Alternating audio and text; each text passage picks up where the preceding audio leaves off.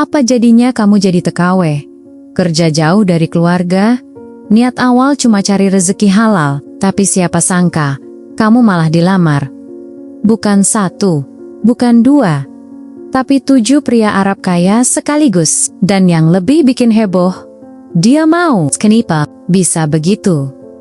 Cerita ini bukan sembarang dongeng. Ini kisah yang sampai hari ini masih bikin netizen giling-giling kepala. Selamat datang kembali di channel Dan Story.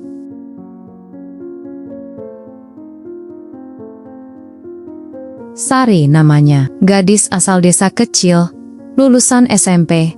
Hidupnya sederhana, tapi keras sejak kecil. Ibunya buruh tani, ayahnya sudah lama sakit-sakitan. 2 adiknya masih sekolah.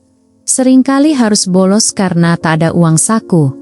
Wajah Sari manis, kulit sawo matang khas perempuan desa. Tapi yang paling menonjol dari dirinya adalah sikapnya yang kalem dan sopan. Saat teman-temannya memilih menikah, muda, atau kerja di pabrik, Sari nekat ambil jalur yang lebih berisiko. Jadi TKW di Timur Tengah, lewat jalur resmi, ia ikut pelatihan singkat lalu diterbangkan ke Riyadh, Arab Saudi. Tahun itu usianya baru ke-19. Tekadnya cuma satu, ingin bantu. Ibunya keluar dari jeratan utang yang tak pernah lunas. Aku cuma pengen bantu emak, biar bisa makan enak. Gak lagi utang sana-sini, bisiknya dalam hati, sambil menahan tangis di kabin pesawat malam itu. Sesampainya di Riyadh, ia bekerja di rumah keluarga Arab terpandang. Rumahnya luis, bergaya, istana. Penghuninya banyak, tapi Sari bekerja tanpa keluhan. Ia tahu posisinya, tahu apa yang harus dilakukan. Tak pernah membantah, tak pernah membangkang. Lambat laun, salah satu pria dari keluarga itu mulai sering memperhatikannya. Tatapannya berbeda lembut, namun penuh minat. Sari mengabaikannya. Tapi tak lama, beberapa pria lainnya juga mulai menunjukkan perhatian. Sari tak mengerti, tapi hatinya mulai gelisah. Ada sesuatu yang sedang berubah. Dan ia tak tahu, itu awal dari cerita yang akan mengguncang hidupnya. Awalnya Sari nggak ngerti, tapi suatu malam, ia dipanggil oleh majikannya ke ruangan khusus yang jarang ia masuki. Lampunya redup, aroma gaharu memenuhi udara. Di sana, duduk 7 pria Arab berjubah putih bersih, tampan dan berwibawa. Mereka semua saudara, anak-anak dari satu keluarga terpandang yang sering Sari lihat sesekali saat membersihkan rumah. Wajah mereka serius, matanya tertuju padanya, seakan sedang menilai. Jantung Sari berdegup keras. Ia menunduk takut, pikirannya kalut. Ia kira ia berbuat salah, atau akan dipulangkan. Aku kira mereka mau ngusir aku, tapi ternyata mereka bilang mereka semua mau nikahin aku. Suaranya gemetar saat mengingatnya. Mereka tak memaksa, tapi ada satu perjanjian yang mereka sebut sebagai tradisi keluarga, menikah secara resmi, bergiliran tinggal bersama tiap minggu, dan menjaga kehormatan satu sama lain. Tak ada kekerasan, tak ada paksaan.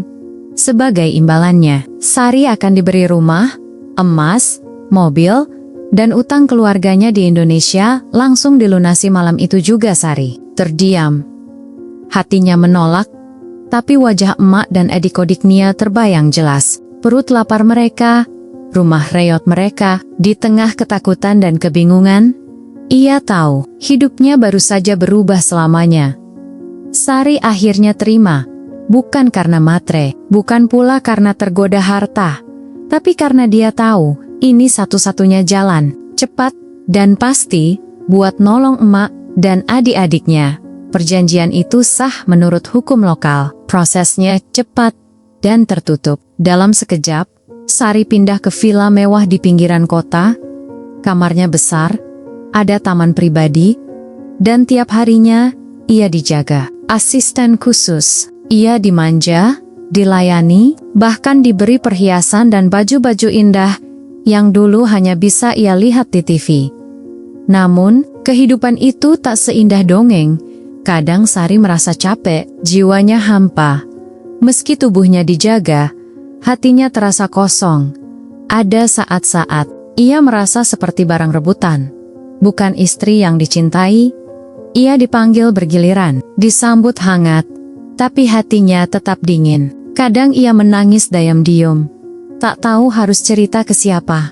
Tapi setiap malam, sebelum tidur, ia memandang foto emak dan dua adik laki-lakinya yang tergantung di dinding kamarnya. Tatapan emak yang lelah, senyum polos adik-adiknya yang masih sekolah itu jadi penguatnya.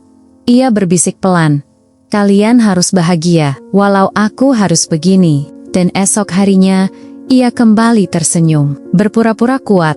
1 tahun berlalu. Hidup Sari berubah total dari gadis kampung, jadi nyonya di rumah mewah. Dikelilingi pelayan dan kemewahan yang dulu hanya bisa ia bayangkan. Keluarganya di kampung tak lagi kesusahan, rumah mereka direnovasi, adik-adiknya sekolah sampai ke kota. Tapi di balik senyum yang ia pamerkan dalam foto-foto untuk keluarganya, ada rahasia besar yang terus ia simpan rapat. Ia tahu dunia takkan mengerti kisahnya. Sampai suatu hari, rahasia itu bocor. Salah satu sepupu dari keluarga suaminya, entah karena iri atau sekadar iseng, membocorkan cerita Sari ke media lokal dalam Hai Tenggan Hari. Kisah wanita Indonesia dinikahi 7 pria Arab bersaudara meledak di media sosial. Artikel, vlog, bahkan berita TV internasional mulai menyorot wajah dan kisahnya. Sari panik. Ia tak pernah siap untuk dilihat, apalagi dihakimi dunia. "Aku nggak siap dilihat orang. Banyak yang hina. Bilang aku murahan. Gak punya harga diri." Suaranya bergetar saat membaca komentar-komentar pedas di internet. Tapi tak semua buruk, stibal, cercaan. Ada suara-suara yang membela, tapi gak sedikit juga yang kasih support. Mereka bilang, "Aku pejuang." Sari menangis malam itu. Bukan karena malu, tapi karena akhirnya ada yang mengerti. 3 tahun berlalu. Angin di kampung terasa lebih hangat saat Sari menginjakan kakinya kembali. Bukan lagi sebagai gadis desa pemalu, tapi sebagai perempuan yang telah menempuh jalan hidup luar biasa. Ia pulang bukan dengan rasa malu, tapi dengan kepala tegak, langkah pasti, dan mata penuh keyakinan. Rumah emak kini berdiri kokoh 2 lantai, catnya cerah. Ada taman kecil di halaman depan. Adik bungsunya kini kuliah di universitas negeri, yang satu lagi sudah bekerja di kota. Sari tidak banyak cerita soal hidupnya di luar negeri. Tapi semua orang tahu, dia bukan lagi Sari yang dulu. Tetangga-tetangga berbisik. Atau orang-orang bertanya dengan nada penasaran. Kenapa sih bisa rela nikah sama 7 pria? Sari hanya tersenyum. Senyum yang tak menjelaskan. Tapi juga tak menyesal. Karena hidup gak selalu tentang cinta, katanya pelan, sambil menatap langit senja di teras rumahnya. Kadang, kita harus milih luka demi cinta yang lain, yaitu keluarga. Tak semua orang bisa mengerti, tak semua orang bisa menerima, tapi hidup bukan tentang menyenangkan semua orang. Cerita Sari bukan untuk ditiru, bukan pula untuk dihakimi. Ia adalah kisah tentang pilihan-pilihan pahit yang dibungkus dengan pengorbanan. Karena terkadang, jalan hidup yang paling aneh justru menyimpan alasan yang paling dalam. Dan Sari adalah satu dari sedikit orang yang berani memilihnya dan tetap berdiri, walau dengan luka yang tak terlihat. Kalau kamu jadi Sari, apa kamu akan ambil keputusan yang sama? Tulis kamu di kolom komentar. Jangan lupa like, share, dan subscribe untuk cerita viral dan nyata lainnya. Sampai jumpa di kisah berikutnya.